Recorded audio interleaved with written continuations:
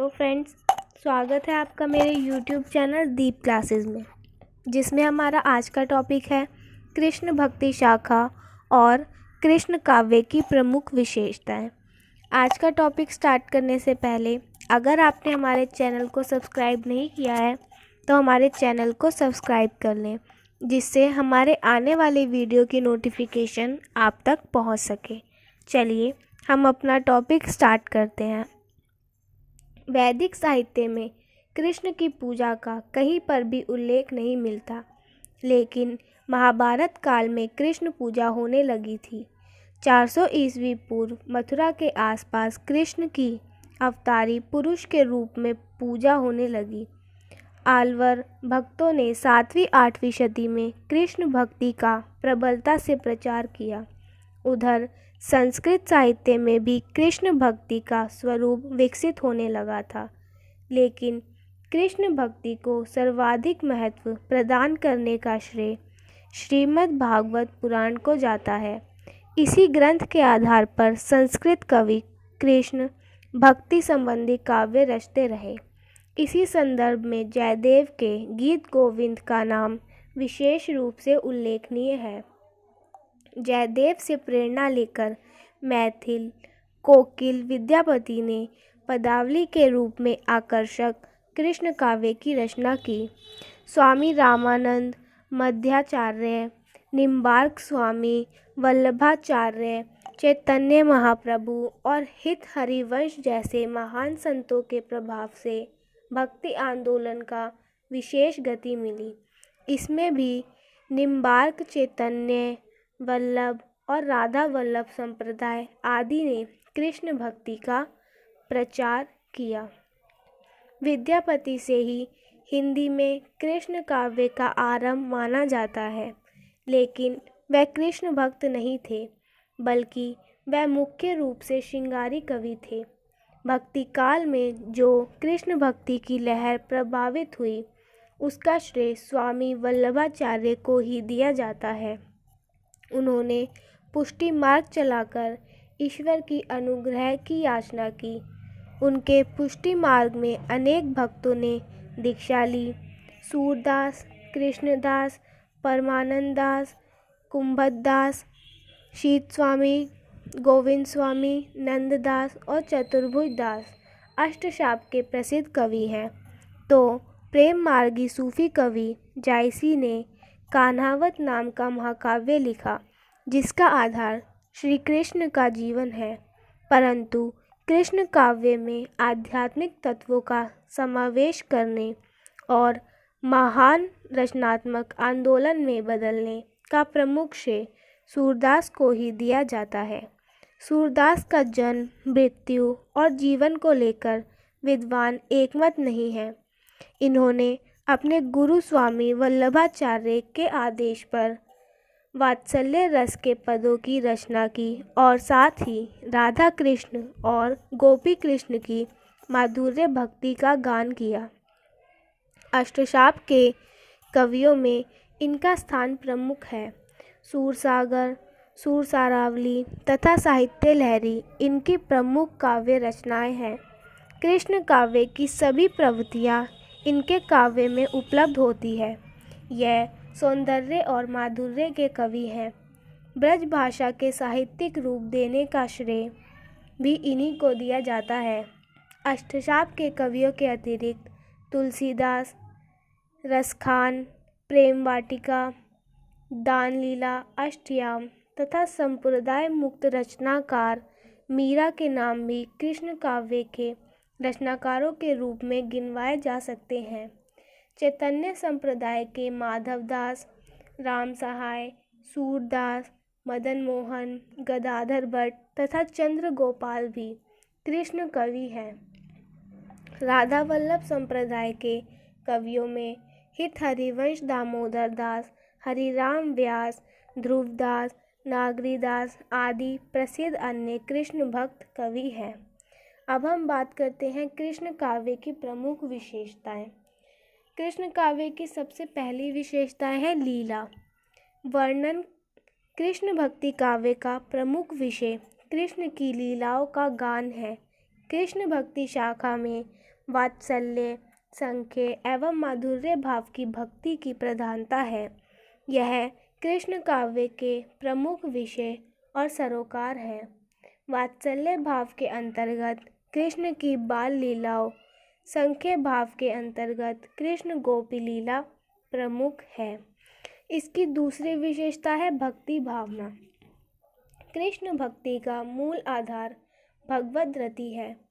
कृष्ण के प्रति बिना शर्त सर्वस्व एकांत समर्पण ही भाव के मूल में है। स्वामी वल्लभाचार्य जिस पुष्टि मार्गीय भक्ति का प्रतिपादन किया है, उसके लिए भगवान का अनुग्रह अपेक्षित है। इसके लिए नवधा भक्ति का विधान मिलता है। कृष्ण भक्ति के सभी संप्रदायों ने माधुर्य भक्ति को अधिक महत्व प्रदान की है। स्वकीय भाव के साथ साथ उसमें परकीय भाव को भी स्वीकृत किया गया है। लगभग तमाम कृष्ण भक्त कवियों ने राधा भाव प्रदर्शित करते हुए कृष्ण को अपने परम पुरुष के रूप में चित्रित किया है। इसकी तीसरी विशेषता है भगवान के सगुण रूप की प्रधानता।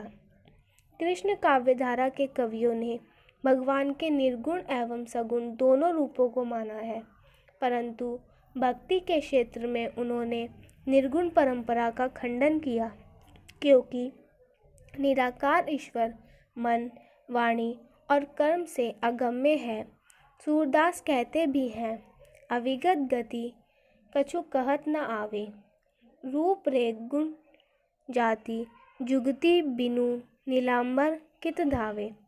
सब विधि अग्नि विचारति ताते, सुर सगुन लीला पद गावे का प्रतिपादन किया है। इसके लिए भगवान का अनुग्रह, कृष्ण के साकार रूप की भक्ति कृष्ण भक्त कवियों को स्वीकार्य है। इसकी हमारी अगली विशेषता है भ्रमर गीत परंपरा। कृष्ण काव्य धारा के लगभग सभी कवियों ने अपने भाव प्रकट करने के लिए भ्रमर गीत गाए। इस प्रकार के गीतों का प्रसंग विरह वर्णन शीर्षक में अधिक हुआ है। विरह दिग्धा गोपियाँ उद्धव को खड़ी खोटी सुनाने के उद्देश्य से एक भोरे को संबोधित कर अपने मन के भाव प्रकट करती है। इस प्रकार गोपियाँ भ्रमर बहाने से उद्धव और कृष्ण को भला बुरा कहकर अपने मन की बातें कह डालती है। इसके पीछे गहरा मनोविज्ञान है। इसमें अब प्रेम से उत्पन्न कुंठाओं का विवेचन संभव हो जाता है।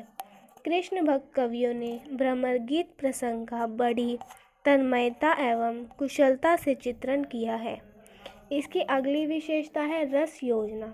कृष्ण काव्य का मूल रस भक्ति ही है। इस रस की सिद्धि वात्सल्य, श्रृंगार तथा शांत रस में हो गई है। राम भक्ति काव्य का मुख्य रस शांत है, जबकि कृष्ण वात्सल्य एवं श्रृंगार रस के केंद्रीय धरातल है। इस संदर्भ में सर्वाधिक महत्वपूर्ण रस वात्सल्य है। वात्सल्य के समान कृष्ण भक्त कवियों ने श्रृंगार के दोनों पक्षों, संयोग और वियोग का भी बड़ा सजीव वर्णन किया है। संयोग की अपेक्षा उनका वियोग वर्णन उत्कृष्ट है। इसमें हमारी छठी विशेषता है वात्सल्य रस का चित्रण। वात्सल्य और श्रृंगार के चित्रण में कृष्ण भक्त कवि अद्वितीय हैं। सुवात्सल्य और वात्सल्य सूर है। उन्होंने कृष्ण के रूप में बालक की विभिन्न चेष्टाओं व क्रियाओं का चित्रण सहज स्वाभाविक ढंग से किया है। वात्सल्य रस के अंतर्गत जितनी मनोदशाएं, क्रीड़ाएं तक के विधान है, उन सब का हृदयकारी वर्णन कृष्ण भक्ति कवियों ने किया है। सूरदास जी के कुछ उदाहरण दृष्टवत है। मैया मोही दाऊ बहित खिजायो, मैया कभी बढ़ेगी चोटी। कितिक बार मोही दूध पियंत भई, यह अजहू है छोटी। इसमें हमारी अगली विशेषता है छंद। कृष्ण भक्ति साहित्य की रचनाएं प्रमुखतः पदों में की गई है। विभिन्न छंदों का उत्कृष्ट चित्रण इन कवियों ने किया है। इनमें दोहा, रोला, चौपाई आदि छंदों का प्रयोग बहुत ही कलात्मक है। सूर ने कविता, छप्पय, कुंडलियों, हरि गीतिका आदि छंदों का प्रयोग किया है। नंदराज ने रूप मंजरी तथा रास मंजरी में दोहा चौपाई का प्रयोग किया है। इसमें हमारी अगली विशेषता है अलंकार। कृष्ण भक्ति काव्य में अलंकारों का अनूठा परिचय दिया है। इस काल के कवियों ने विभिन्न अलंकारों का प्रयोग अपनी रचनाओं में किया है। रूपक, उपमा, उत्प्रेक्षा, यमक, श्लेष आदि अलंकारों का विविध आयामी प्रयोग इन कवियों ने किया है। अलंकार की दृष्टि से यह साहित्य संपन्न रहा है। कृष्ण भक्ति काव्य की हमारी अगली विशेषता है भाषा। कृष्ण भक्त कवियों ने अपनी काव्य रचना के लिए तत्कालीन वृंदावन में प्रचलित ब्रज भाषा का प्रयोग किया। ब्रज भाषा समस्त उत्तरी भारत में साहित्य की भाषा के रूप में स्वीकृत हुई। ब्रज भाषा ने बंगाल की भाषा को भी प्रभावित किया। यह आधुनिक काल तक साहित्य की भाषा बनी रही। सूर तथा रीतिकालीन देव बिहारी आदि कवियों ने इस भाषा को जो सौंदर्य दिया है वह समस्त हिंदी साहित्य में आज भी अद्वितीय है। संक्षेप में कृष्ण भक्ति साहित्य आनंद और उल्लास की साहित्य है। इसमें सर्वत्र ब्रजरस की प्रधानता है जो अद्भुत और विलक्षण है। शुद्ध कलात्मक दृष्टि से यह साहित्य अनुपम है। फ्रेंड्स, हमारा आज का टॉपिक यहीं ख़त्म होता है। अगर वीडियो पसंद आया हो तो वीडियो को लाइक एंड शेयर ज़रूर करें और हमारे चैनल को सब्सक्राइब करें। Thank you for watching.